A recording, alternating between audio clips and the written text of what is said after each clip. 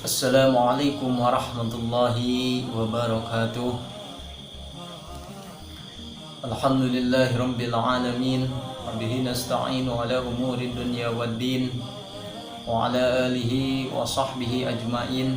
Amma ba'du. Rabbi israh li sadri wa yassir li amri wahlul 'uqdatam min lisani yafqahu qawli.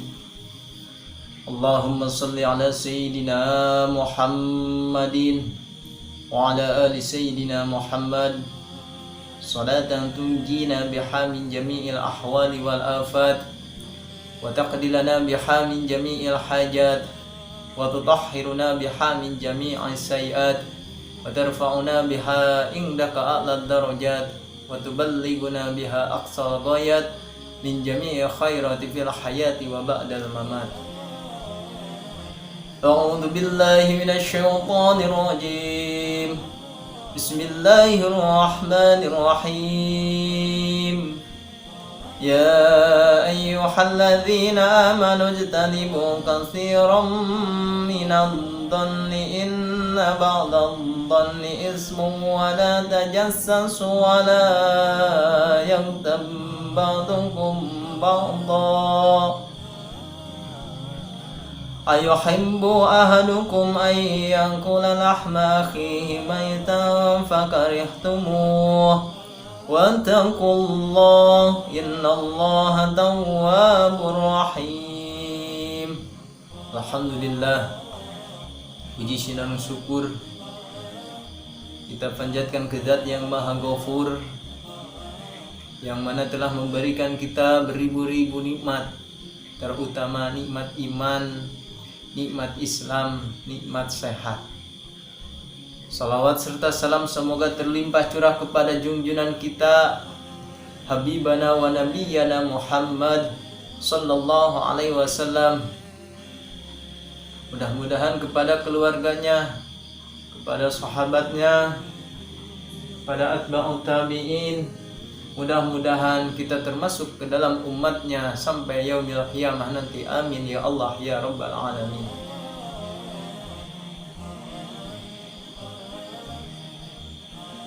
Alhamdulillah, tak terasa kita sudah melewati batas-batas akhir di bulan suci Ramadan ini, yang menjadikan final untuk kita apakah kita bisa tetap istiqomah melaksanakan di bulan suci Ramadan ini dari awal sampai akhir. Kenapa bisa dikatakan istiqomah? Karena di akhir-akhir final ini banyak orang yang terjerumus atau banyak orang-orang yang kalah. Kenapa demikian? Karena di 10 terakhir bulan Ramadan itu yang sangat luar biasa.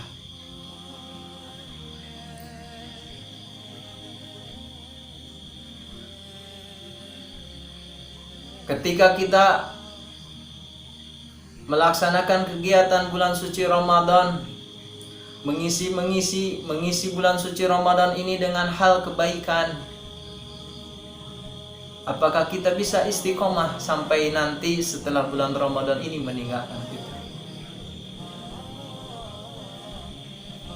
Kenapa demikian?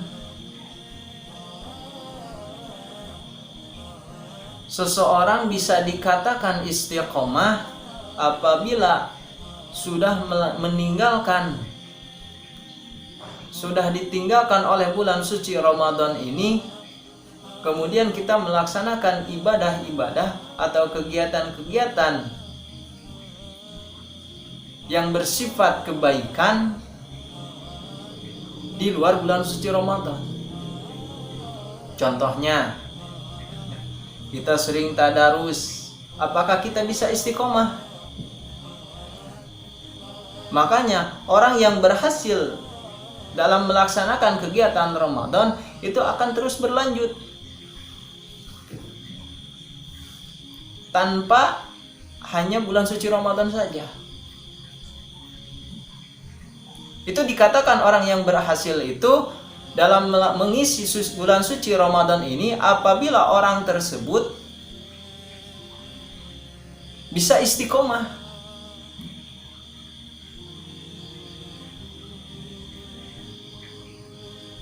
Jangankan seperti itu, jangankan ibadah hal yang besar, ibadah hal yang kecil pun ketika sudah memasuki bulan suci Ramadan, orang yang tidurnya berpuasa itu lebih baik daripada orang yang berpuasa tapi melaksanakan hal-hal yang menjadikan ganjaran puasa itu hilang.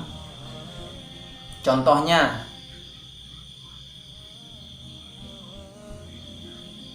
apabila kita di bulan suci Ramadan ini kita melaksanakan tidur, wah takut nih, takut ganjaran puasanya hilang, jadi ibadah, jadi tidur saja, itu tidak masalah apabila kita tidak mempunyai kegiatan-kegiatan yang lain. Jadi jangan sampai dijadikan alasan, wah tidur itu dijadikan ibadah tidur lu. Pagi tidur, siang tidur, bangun-bangun mau buka puasa. Wah, itu luar biasa, kelewatan batas. Sehingga orang yang benar-benar melaksanakan ibadah puasa itu selalu menjaga anggota badannya. Contohnya, dari dua mata orang yang berpuasa itu bisa dijaga dari hal-hal yang bisa membatalkan ganjarannya puasa.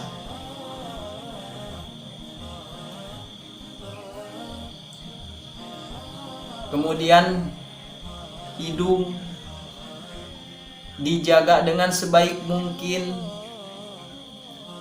biar tidak bisa mencium hal-hal yang menjadikan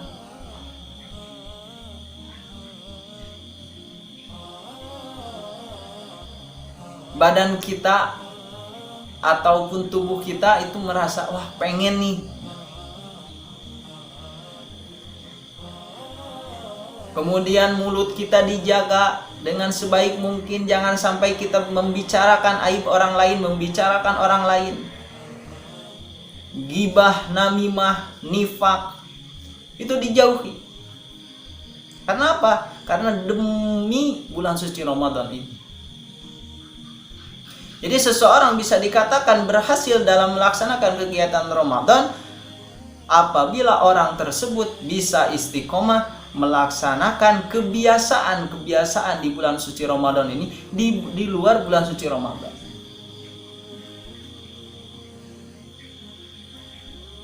Jadi yuk kita belajar dari sekarang, karena dunia ini tempat persinggahan kita, tempat bercocok tanam ganjaran-ganjaran ibadah-ibadah kita untuk bekal nanti di akhirat. Oleh karena itu, tema yang harus digarisbawahi adalah kita belajar berhusnudzon.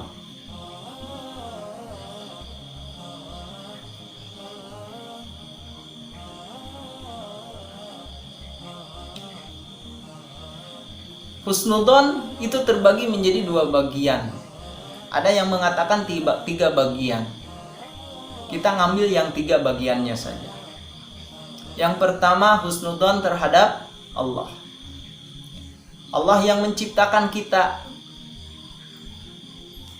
Kita harus berbaik sangka terhadap Allah. Kenapa demikian? Karena Allah lah yang mengatur segala rencana terhadap kita. Ketika kita sakit, berhusnudzon kepada Allah. Mungkin ini ujian bagi kita semua. Ketika kita mendapatkan kenikmatan, itu ujian untuk kita. Bagaimana kita bisa bersyukur, mensyukuri nikmat-nikmat yang Allah berikan kepada kita. Ingat dalam Al-Quran, la in syakartum la azidannakum wa la in kafartum inna adzabi lasyadid. Apabila ketika kita bersyukur atas nikmat-nikmat Allah, maka aku akan tambahkan. Itu janji Allah. Makanya bersyukur hal yang paling mudah adalah mengucapkan alhamdulillah ketika kita mempunyai kenikmatan. Makanya yang disebut nikmat itu ada segala sesuatu yang terasa oleh badan kita ataupun luar badan kita. Sehingga ketika kita mau mengukur, mau menghitung nikmat-nikmat yang Allah berikan kepada badan kita, yang ada di badan kita itu luar biasa. Lautan yang ada di alam dunia menjadikan tintanya itu tidak akan cukup untuk menulis nikmat-nikmat yang Allah berikan kepada badan kita. Contoh hal kecil, dua mata kita itu terasa nikmat. Kita berkedip, mata yang satu dengan mata yang satunya lagi berkedip bersama. Bayangkan oleh saudara-saudara sekalian, kalau Allah mencabut satu saja nikmat kedip yang kiri, kita berkedipnya yang kanan aja nih. Gimana ini? Makanya kita harus bersyukur. Kemudian hidung, dua hidung itu luar biasa, indera penciumannya. Oleh karena itu kita harus berhusnudzon, berbaik sangka. Ketika kita berbaik sangka kepada Allah, maka kita akan bersyukur atas apa yang Allah berikan kepada kita.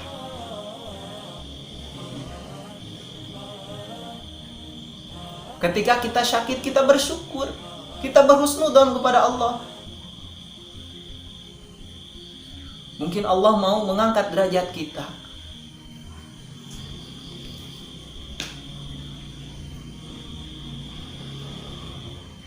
Akan tetapi ketika kita sakit, kemudian pergi ke dokter, jangan pernah mempunyai pandangan bahwasanya, wah dokter itu sangat bagus sehingga penyakit flu saya itu sembuh gitu. Wah itu sangat salah. Wah kepala saya sakit satu nyut-nyutan sebelah kanan, setelah minum Paramek, obat Paramek langsung sembuh. Wah, itu dalam ilmu tauhid itu bisa dijadikan kufur. Jadi harusnya gimana? Jadi harusnya gini, ketika kita sakit pergi ke dokter, kemudian sembuh, alhamdulillah, dengan pelantarannya dokter tersebut, kemudian melalui kita minum obat, kita sembuh, alhamdulillah. Itu luar biasa. Makanya kita belajar. Makanya ucapan syukur yang paling mudah itu alhamdulillah. Sehingga dicontohkan oleh Rasulullah Shallallahu Alaihi Wasallam, ketika Rasul mau minum satu tegukan, satu tegukan, alhamdulillah. Satu tegukan, alhamdulillah. Tiap tegukan, alhamdulillah. Kenapa demikian? Karena menandakan nikmat Allah itu luar biasa. Jadi anak-anakku yang Bapak banggakan, jangan sampai kita belajar berhusnudzon kepada Allah, berbaik sangka.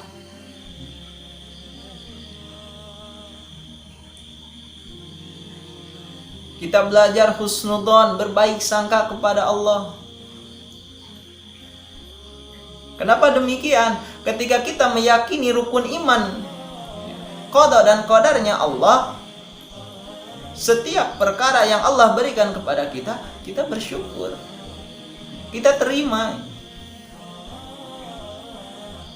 Jadi jangan sampai ketika Allah memberikan nikmat terhadap kita, kita bangga. Tapi ketika Allah memberikan satu ujian kepada kita, satu kenikmatan, yang dimana di dalam kenikmatan itu terdapat satu penyakit, kita suudzon. Jadi kita belajar berhusnudzon kepada Allah, berbaik sangka terhadap apapun. Apalagi di masa pandemi ini kita belajar husnudzon kepada Allah. Ketika pandemi COVID ini datang, kita berpikir positifnya, Allah itu menginginkan kita itu lebih giat lagi dalam beribadah. Jangan sampai ketika kita melaksanakan sholat wajib, sholat duhurnya 2:30, kemudian sholat asarnya 3:30 atau di awal waktu, jadi plus. Ini sangat disayangkan. Makanya sebaik mungkin, sebisa mungkin ketika kita bertambahnya usia, kita semakin lebih baik, semakin lebih giat lagi belajar, semakin lebih giat lagi beribadah kepada Allah. Yakin setelah kehidupan di alam dunia ini masih ada alam-alam yang lain. Itu yang pertama. Jadi husnudzon itu ada 3. Yang pertama husnudzon kepada Allah. Yang kedua, husnudzon pada diri kita sendiri. Kita percaya pada diri kita sendiri.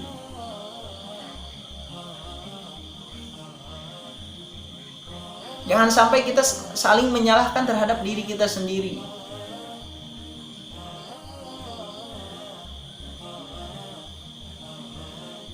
Jadi diibaratkan diri kita itu partner gitu. Ada ruh, ada jasad gitu. Ruhnya dikasih makan, kita beribadah kepada Allah, berzikir kepada Allah.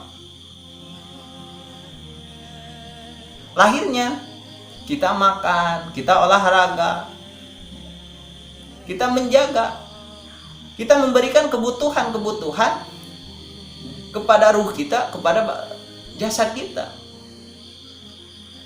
Jangan sampai ruh saja dikasih makan, jasad tidak, itu salah.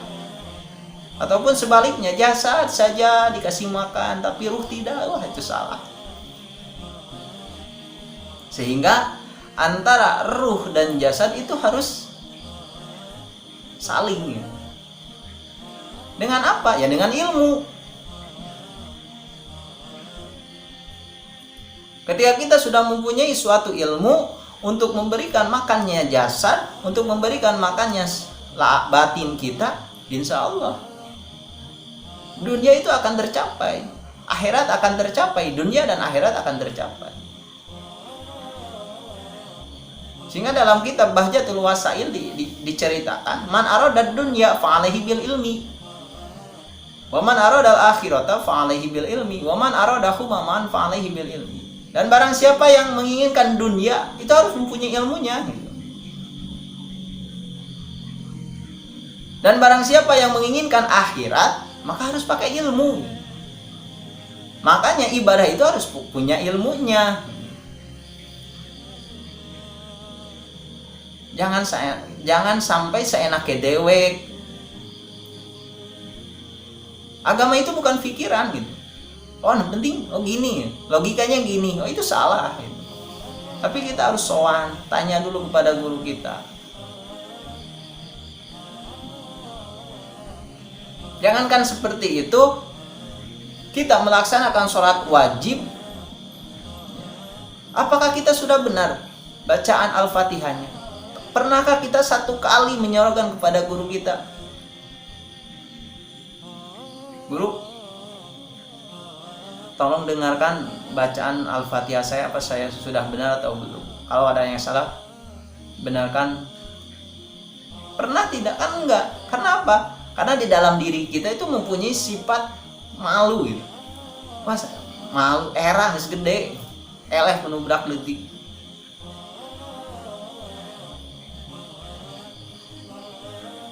Kalau kita masih punya pemikiran seperti itu,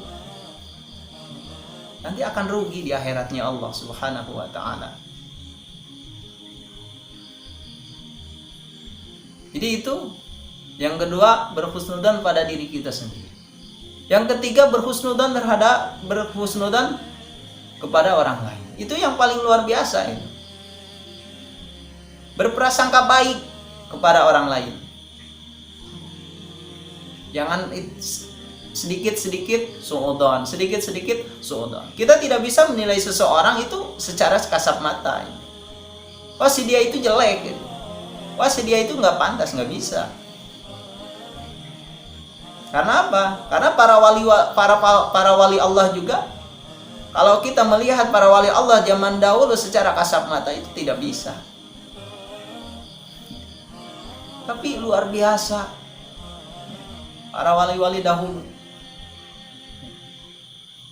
Sehingga sebagian ulama mengatakan, kalau antum ingin mengetahui seseorang, ya kenali dulu. Kalau antum ingin lamun jalma hayangnya hosi eta ajengan atau sanes, nah nyaku ajengan deui. Lamun eta jalma tukang maling, nyaku tukang maling deui ka nyahuanana.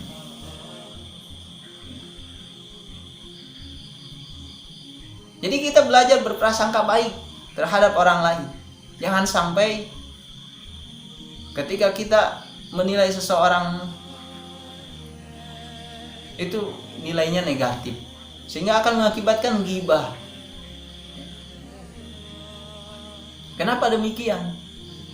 Karena satu ulama sudah dicontohkan oleh Allah, satu ulama Barsiso itu wali Allah luar biasa, yang punya santrinya beribu-ribu, kemudian beliau bisa terbang.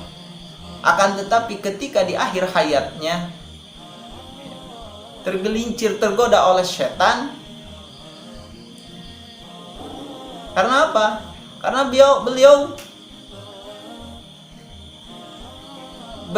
berpendapat, saya ini ingin merasakan khamar, itu mabuk ya, arak. Wah, diasaan sakedik, wah enak ya. Kemudian nambah lagi, nambah, sehingga tidak sadar. Kemudian ada seorang wanita kemudian diperkosa oleh Barsiso tersebut.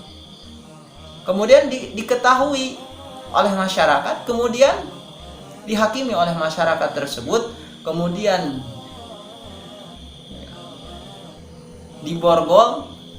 Kemudian datang setan berkata, aku akan menyelamatkanmu, kata setan kepada Barsiso. Kemudian Barsiso mengatakan, bagaimana kamu bisa menyelamatkan aku? Kata setan, kamu cukup turuti apa yang aku perintahkan. Bagaimana caranya? Kata Barsiso, cukup kamu dengan isyarat. Apa yang kamu minta? Cukup kamu berisyarat bahwasanya aku yang menolongmu, kata setan. Kemudian Barsiso, karena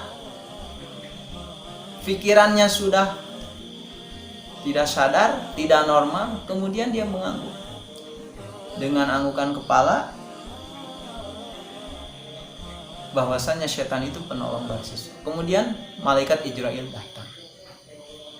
Jadi jangan sampai ketika kita ghibah, namimah, hasud dan yang lainnya, yang ditakutkan itu ketika kita membicarakan orang lain, malaikat Israil datang.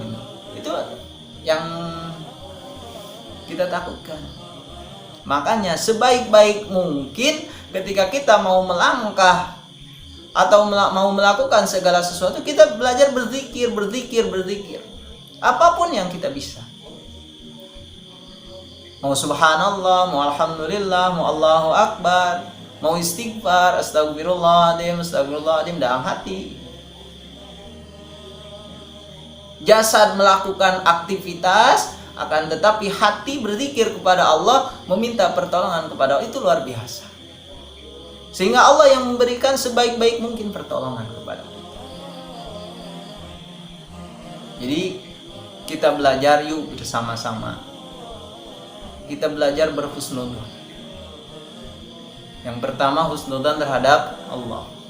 Yang kedua husnudzon terhadap diri sendiri. Yang ketiga husnudzon terhadap orang lain. Kita belajar sampai ajal menjemput kita. Jadi anak-anakku yang Bapak banggakan, kita belajar dari sekarang, yuk bersama-sama. Kita belajar memperdalam ilmu agama. demi bekal kita nanti. Ketika kalian masuk ke MTS ataupun MA Al-Falihah itu kalian beruntung. Karena apa? Karena kalian itu diajari oleh guru-guru yang luar biasa, yang ilmu agamanya luar biasa. Jadi yuk kita sama-sama belajar menghargai diri kita sendiri, belajar menghargai orang lain, belajar menghargai yang menciptakan kita. Insya Allah kalau kita sudah bisa seperti itu, maka kehidupan dunia dan akhirat akan Allah jamin kepada kita. Mungkin itu saja yang bisa saya sampaikan. Mohon maaf apabila ada kekurangan. Wabillahi taufiq wal hidayah. Wassalamualaikum warahmatullahi wabarakatuh.